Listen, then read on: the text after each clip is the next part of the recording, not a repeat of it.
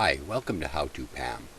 If you noticed my last video on Flowblade, how to cut and chop and paste a video together in Flowblade, you'll notice that there's a little tag there that tells you that there is an upgrade available for Flowblade to version 1.2.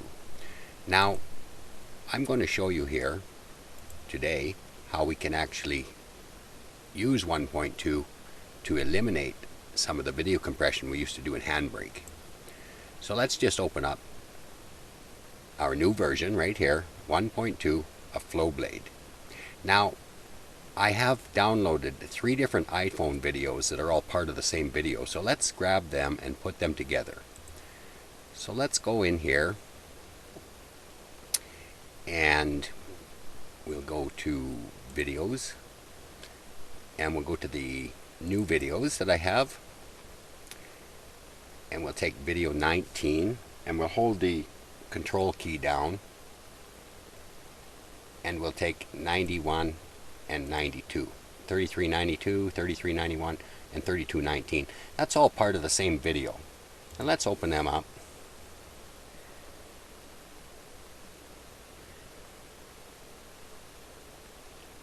And there they are there. So now these are little short iPhone videos, and this will be the start one here that I have here. So I'm just going to drag that down onto this bar. Then we're going to shrink that so that we can see the end of it here. And then we will take the second section of that and add it on the end here. And we'll shrink that down again. And we'll grab the third video and put it on the end here. Okay, we've got all 3 video segments in here. We can shrink that down so we can see it if we want. And we can push the down arrow key on our keyboard to bring the cursor back. And then we can push the space bar to start to play. Okay, this video is pretty good. The 3 iPhone videos aren't too bad, starts and stops. So I will leave them without cutting any out. However, I would like to add a splash screen in the beginning of the video and at the end of the video. So in order to have a splash screen, I have to actually make my own, which I've done in GIMP image editor, and I make a photograph, an image the size of this video, which is 1280 by 720. So once I have my image, I can go ahead and drop those in. So let's go and get those images, and they will be under pictures and howtopam, and we've got video background here. So that's our background image. So let's just open that up and you can see it is right here. So now I'd like to insert this splash screen image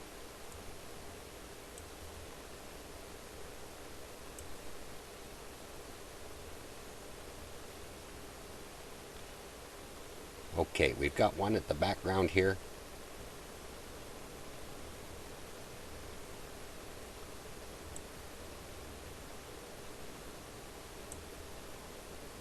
There we go. Okay, so now we have our splash screen inserted in the beginning and one in the end. Now you will notice if we start to play, the splash screen is a little bit long. Let's just press the space bar to get it playing, and let's watch the seconds here.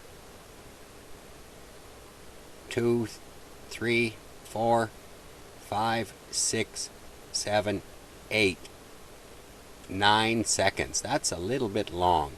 We don't really want a splash screen sitting there for 9 seconds. So let's take our splash screen back to about 2 seconds. Now we got it pretty close by dragging it, but we'll just push the arrow key back a bit until we get down to 2 seconds. Now let's press the X key on our keyboard and cut that, and let's highlight that, and let's lift it out of there. Okay?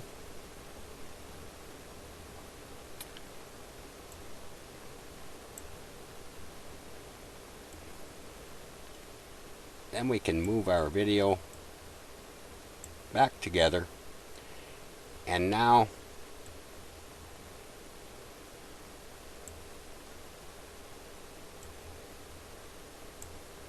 there. Now let's do the same at the back end. Let's push the space bar and begin to cut. And you'll see it's also 9, but we'll just let it go for 4 seconds. So let's push the down arrow key and back it up, and we'll notice here we're 20:01 seconds. So let's start to play and let's go to 24:01. Okay, we're 24:13. Let's back it up with the arrow key, back down to 24:01, and make it a 4-second splash screen. Let's press the X key, cut it. Let's highlight the back section. Let's lift that out. Okay, now we've got our splash screen for 2 seconds at the front and for 4 seconds at the back. We're all finished there. Let's push the down arrow key and jump back, and let's render our project. So let's push the render key. Let's give our project a name. We'll call this one Composter.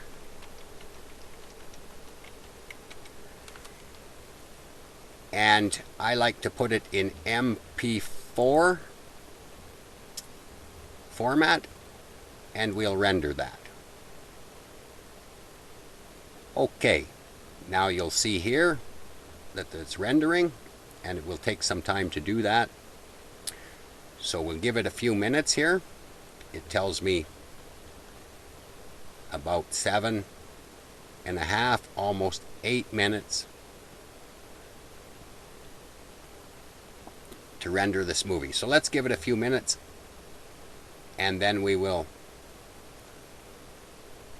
come back and have a look at the size of it, and we'll see why we do not need to run it through Handbrake, because the compression is actually taking place right now. Okay, our video is finished rendering. It only took about 6.5 minutes. So I'll show you now why there's no need to use Handbrake to compress the video after rendering in Flowblade 1.2. Let's just move this out of the way here. And let's go have a look at what we started with. In videos here, in the new videos, we had these 3 Composter videos, 3 iPhone videos that we put together. And if I measure the size of that by clicking on the folder and checking the properties, we can see that there's a total of 417 megabytes combined between the 3 videos.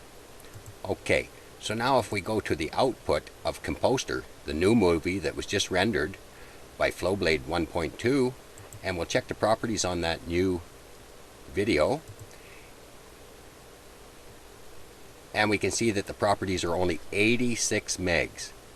So that's considerably smaller. That's 5 times smaller than what the 3 iPhone videos that we started with. So there is no need to run this video through Handbrake to compress it any further. We just let Flowblade 1.2 render our movie, and we have a nice small file format that we can easily upload to YouTube. So with Flowblade version 1.2, the new upgrade, the rendering process really reduces the file size of the videos to a size that is easily manageable for your YouTube upload. Okay, well, thank you for watching, and look forward to the next Flowblade tutorial where we'll show you how to make a splash screen in GIMP to put into your videos. Thanks for watching. Howtopam.